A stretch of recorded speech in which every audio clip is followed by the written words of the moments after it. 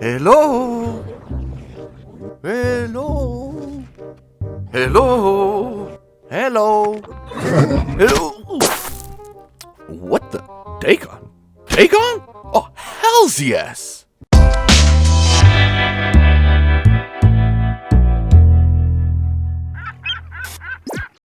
So what is it with people making stuff based off of Lovecraft's work and then shying away from the original titles? It's as if people go, hey, what's that famous story by Lovecraft with the creepy town and the fish people?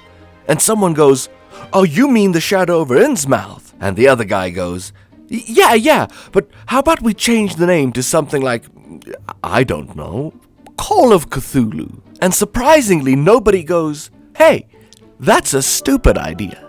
But it just seems that is how the amphibious eldritch cookie crumbles. Notable mention, of course, to 2007's Cthulhu, A Shadow over Innsmouth adaptation. They drop their nets into the water and the fish will just swim towards them. And the two different Call of Cthulhu games. 2005's Call of Cthulhu, Dark Corners of the Earth, A Shadow over Innsmouth adaptation. I don't know nothing about that. And 2018's Call of Cthulhu, A Shadow over Innsmouth adaptation. 1993's Call of Cthulhu, Shadow of the Comet, came real close with adding that whole shadow part there. But then it also had all that Dunwich stuff in there, and should just have been called Shadow out of Dunwich by the end of it. Chaosium, I love you, but tone it a bit down with the branding, okay? But anyway, 2001's Dagon is a Shadow over Innsmouth. Oh, come on! 2001's Dagon is a Shadow over Innsmouth adaptation by noted crafter of horror films, Stuart Gordon. Past works of Gordon include some of the absolute best in Lovecraft adaptations, such as 1985's Reanimator. He's dead? Not anymore. 1986's From Beyond. Humans are such easy prey. And 1995's Castle Freak. Somebody else here! There's somebody in the castle! All of which star the ever cool as a cucumber, Jeffrey Combs. So other maybe than John Carpenter, I can't see anyone else with more capable hands to work on this movie. Well, maybe Brian Usna. Oh, hey! Usna's the creative producer on Dagon. Nice. The Shadow over Innsmouth novella was written by Lovecraft in 1931 and is about a young man who travels to Innsmouth before inevitably getting trapped there among the fishy fish people that roam the once bustling, now destitute town. Pagan cults, ancient pacts, and grotesque mutations abound in this eldritch tale of dread and family ties. Not to be confused with Lovecraft's 1917 story, Dagon. You see what I have to deal with when I try to tell people about these things? Our story starts off with some underwater mystical structure exploration, along with a brief encounter with a mermaid, that startlingly gets revealed as being the dream of our protagonist, Paul Marsh, played by Ezra Godden. Another nightmare? Same one. Who was sporting some interesting birthmarks along his ribs. Paul is boating off the Spanish coast along with his special lady friend, Barbara, played by Raquel Moreno, plus a couple of their investor friends, Howard and Vicky. Howard. Where have I heard that name before? Turns out Paul is some sort of, tech wizard person? That just struck it big time, making him quite the rich man. But instead of good times and positive vibes, a storm rolls in, which leads to the boat getting smashed onto some rocks, pinning Vicky here's leg in place. It's okay, Vicky. It's not okay! A whole damn boat is crushing my leg! Paul and Barbara decide to take the raft to the mainland in order to get some help for the injured Vicky. But after their raft springs a leak, and something starts nibbling below the waters, the two make it to the mainland to a fishing village called Imboca, not Innsmouth, where they find no one to help them. That is until they start following the sound of ominous chanting coming from the church, a place that seems to give Paul the heebie-jeebies. But thankfully, a local priest and some fishermen end up helping them. I help Señorita to find the police and the doctor. What follows is Barbara getting weirded out by the locals' literal and figurative fishiness, before getting abducted by the priest and the hotel receptionist. Meanwhile, Paul discovers that their friends are no longer inside the damaged boat and heads to the hotel, where he starts throwing some trashy attempts at Spanish towards the receptionist. Rumo, please help. Who I know is a bad guy, but Paul doesn't know that. Paul is the antagonist here. You got something in your eye there, Paul? Or are you just batting them lashes? Upstairs, though? I'm gonna kill you. Anyways, upstairs, Paul discovers that the room might be a bit on the damp side for him. I don't think so. And after some more hallucinations about the mermaid girl, he becomes the focus of the town's attention. Oh my Dagon. Paul, what are you doing? Run. Hide. Do something else than trying to replace the damn lock. Paul ends up hiding in the tannery, where it turns out the locals are keeping the skins of some of their would-be travelers that come through here, including that of his investor friend Howard. Soon, Paul ends up in the company of Ezekiel. Go and fetch me a bottle of something to wet old Zadok's whistle. Played by Francisco Rabal, the last pureblood human in Imboca. I am last man in Imboca. He proceeds to tell Paul about the cursed village and how it is that they met their fate. Seems as though years ago, during a fishing drought, the villagers learned from Captain Orfeo Cambaro of a god that will grant them bounties of fish and gold if they worship him instead of their Judeo-Christian god. But Dagon demands blood sacrifices for his gold, and so Ezekiel's dad gets killed and his mother dragged away. Brutal stuff, man. Brutal stuff. Paul and Ezekiel travel to the mayor's village house in order to try and steal a car with Zeke here causing a distraction. Remember kids, Call of Cthulhu RPGs aren't about combat, but rather avoiding it. But Paul here has invested like nothing in the mechanical repair skill and alerts the guards to his presence. So he flees inside the house, where he ends up meeting the mermaid girl of his dreams, played by Macarena Gomez, before the two of them start getting frisky. But it turns out Paul doesn't like it when girls have gills and tentacles, and quickly gets his hands on the car keys to flee the town, in the slowest getaway possible. Jeez, dude! Paul was moving at a tortoise pace. How did you go flying like that? Smells like a fraudulent insurance claim if you ask me. But the car, breaks down for some reason. I don't know what happened here. All of a sudden, there's someone with a scarf under the car, but whatever. After some shoddy attempts at hiding, Paul eventually gets caught by the locals using a tiny net.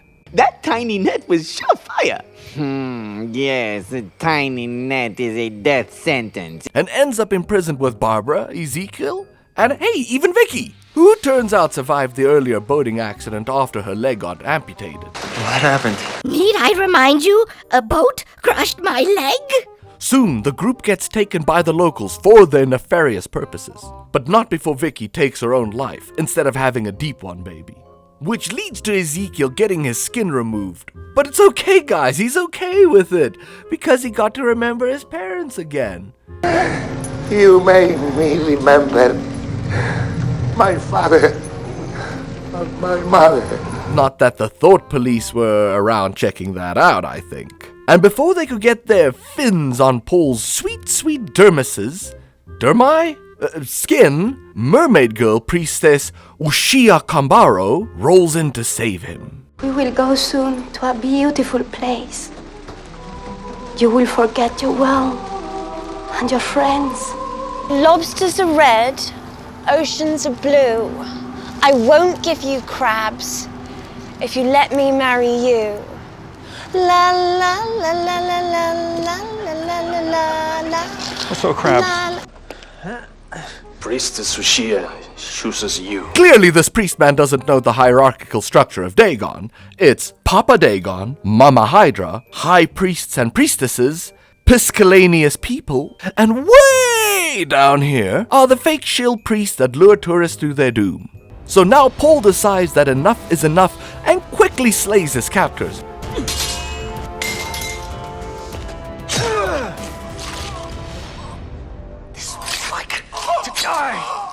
grabbing a can of kerosene as he makes his way to the church for a fish flambé.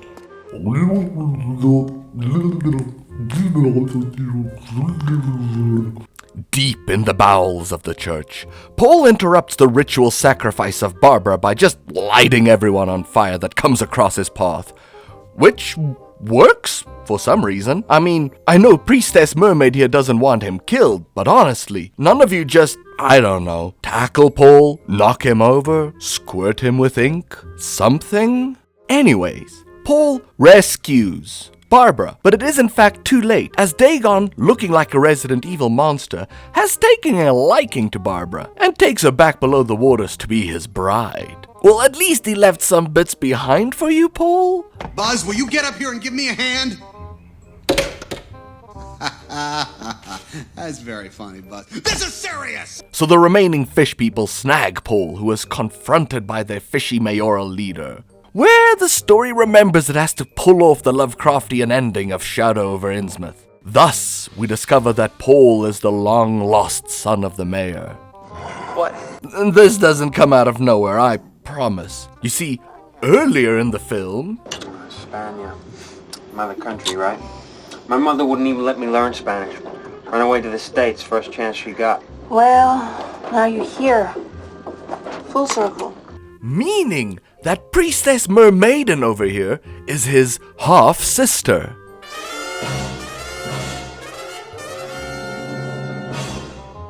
We had different mothers, but the same father.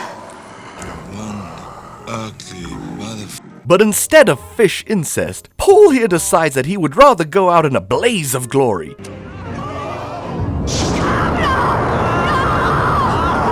Something that his sister wife wants to prevent. Knocking him into the water, revealing his gills and saving his life, with his mind now open to new possibilities and ocean water flowing through his lungs. The two of them depart through the eye of Dagon, as the movie ends with an appropriate quote from Lovecraft. We shall dive down through black abysses, and in the lair of the deep ones, we shall dwell amidst wonder and glory forever.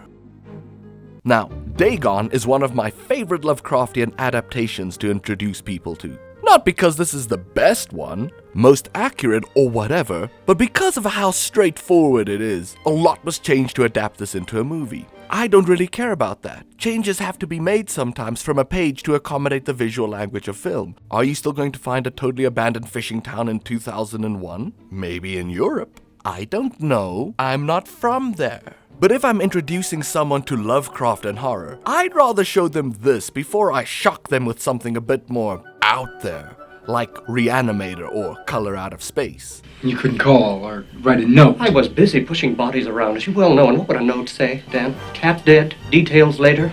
We can defeat death. We can achieve every doctor's dream. You'll be famous and live lifetimes. You haven't done this on people.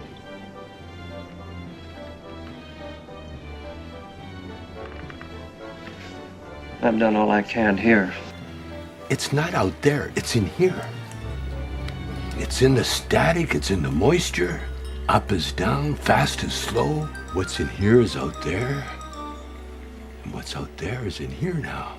You don't get a lot of milk from alpaca. It takes great patience, technique. And of course you have to be very gentle with the boobs.